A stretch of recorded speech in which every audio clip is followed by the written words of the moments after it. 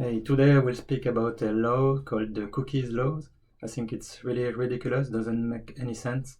So I will explain a bit more what it is and why I think it doesn't help people whatsoever and just create issues to developers.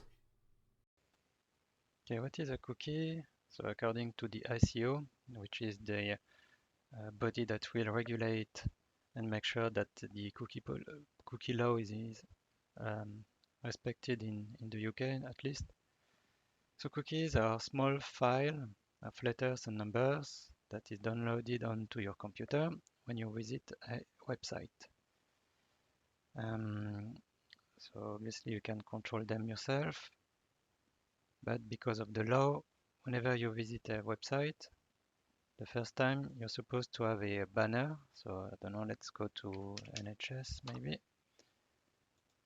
You should have a something clear that give you the choice between accepting cookies or not. And they should explain more what is a cookie and how you can target them. For example, do you want to allow some cookies or not all of them? Just block the analytical cookies that will help the website get a gauge regarding how many visitors they have. Would you block cookies that will help with their marketing or campaigns? Would you block even core cookies that could prevent the website to function properly, such as, remember me, settings and stuff like that? So the intent of the law is probably good to protect the user, but are they achieving that in practice? Well, let's have a look at my website, processmyrun.com. Um, so myself, I'm not using any cookie, which you can see. So let me show you again. So to see what's going on, you can always use Google Chrome. Then you right click, inspect, and you get this kind of um, tools. Go to application, and you will have all the details about what is locally stored in your web browser. So for example, cookies. You expand and you go to the website. So you will see I'm actually using some cookies, but they are not mine. GA stand for Google Analytics. So indeed, I'm using Google Analytics to have a idea of how many visitors use my website. And also Google will give you information such as where do visitors, where do users come from, USA, Australia, India, whatever. And so Google is achieving that, seems, by using a bit of cookies, fair enough. So indeed, we can disallow them, say don't want to allow for Google to use cookies. That will not prevent my website to run anyway. Um, so that Google cookies, the issue I believe when you do that manually like so, you will have to do it all the time whenever you visit the website again. So if I want to be compliant with the law, I should offer the choice to the user. But I'm doing this website as a hobby to help people. So do I want to invest the time and do all the development required to prevent that? I don't even know how to prevent third parties cookies. So the easiest way for me to be compliant would be to remove Google Analytics and that's it. Probably that's something I will do. But then my question is, cookies, are they that dangerous? Do you need to fear them so much? Honestly, just some text file saved in the browser. So for example, no, I don't have any cookies, but let me show you all the information I'm saving somewhere else. So for example, here I'm saving the settings that the user set, that will help the user to get a better user experience. Um, and I'm caching data. So let me click on let me connect to Strava. Okay, so here it's getting a lot of data from Strava or the database from the server that I host. Anyway, there is a lot of data, as you can see. So whenever you click on a new activity, it needs to download the data. You need to download the data from Strava or wherever, and it takes time.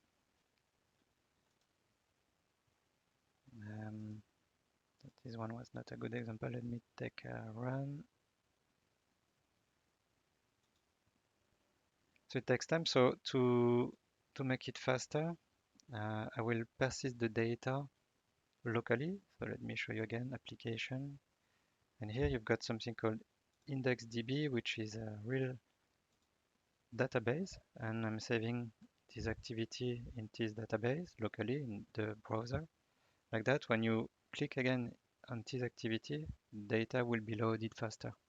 So it's just to help the user really to have a better user experience. Data is available quicker. And strangely, you see all those data that I'm saving, so it's quite big. I don't need cookie to save them. Oh, you see, a lot more cookies have been added. And that's coming from third parties, so maybe it's Strava. I don't know. Anyway, I know that I'm not setting any cookies, so it's from other parties, so probably Strava, as I said, or maybe because I'm using a map. Again, it's Google. Probably Google is setting a lot of stuff, but I don't have much control. I mean, except not using Google to offer a convenient map to user. My point being that cookies are not that dangerous because let's say there is nothing saved here, nothing saved locally. So first of all, that will be more annoying for the user, be not as fast. But then what would prevent me to save everything in my database? Whenever the user clicks somewhere, then I can register the event in my database. And it's not because it's not visible here that I don't save and track, data about the user. So I really don't think that cookies are that dangerous, or preventing cookies or giving the choice to the user to use or not cookie. That's nothing to do with whatever I will do with the information about the user. So again, see, because I'm getting data from Strava, I've got email. So if I wanted to, I could sell the email to other people, or I can send marketing or spam you.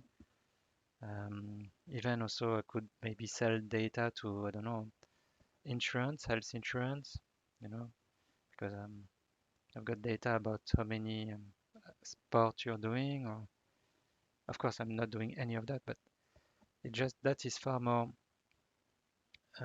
concerning than cookies, really, which are just a bit of information so locally, and you've got visibility. You can, if you want, know what's happening. I don't see the point.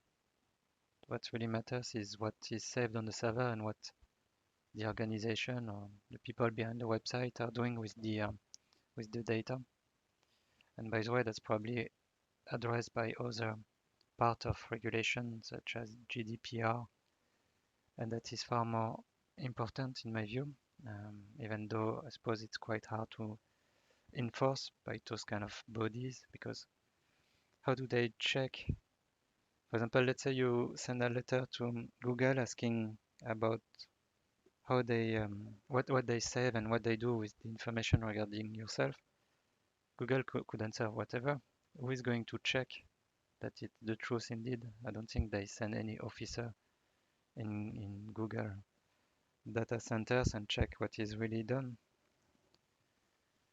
So yeah, to all of that to say that my view on cookies, but the cookie law, it's such a small drop in ocean of what really matters about data. And seems I'm not the only one who feel the same about the cookie law. So I was Googling and trying to implement be compliant with the cookie law and find some way to speed up the development. So, and I found that just let people dismiss the banner with a simple scroll. Why? Because fuck the cookie law. That's why. And when you click on it, so you see that people uh, starting some campaign against this law that they deem a bit stupid, and the ICO is not answering, really addressing their concern. Myself, I sent an email to the ICO trying to explain what I just explained, and basically they answered by saying, so kudos to them for answering, but the answer was basically, oh, we're liaising with stakeholders and making everything we can to make everything well, but that they didn't address my concern. And again, my concern is it doesn't really matter whatever you save in the browser. What matters is what you save on the server and what you do with the data. So my conclusion, cookie law is a bit useless and cookies are not that bad. It's not, removing them will not protect you whatsoever. That's my point.